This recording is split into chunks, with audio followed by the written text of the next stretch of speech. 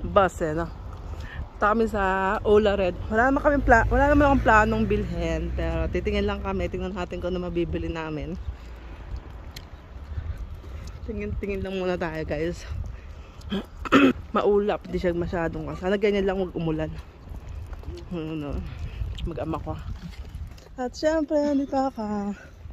Nananaba ng lola nyo. Walang exercise. Kain lang at saka relax. Ito. Sikat kasi to.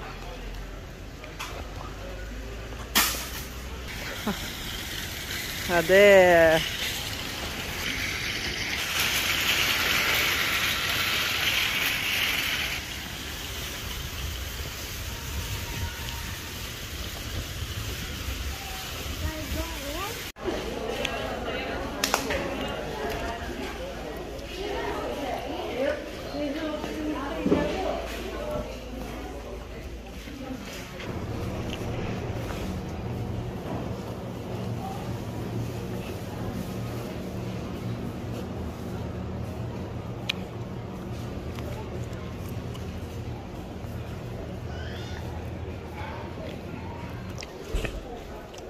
Om det lekker Abdullah.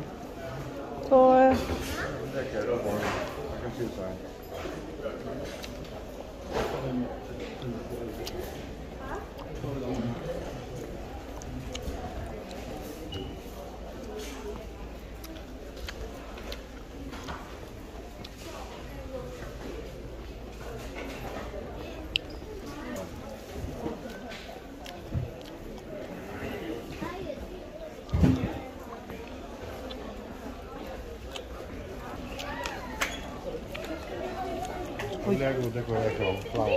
yeah.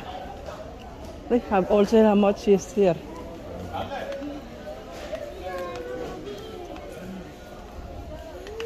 Same price, Pao. What? Here. Right, the same, and then other one, no? Is it same price? Huh?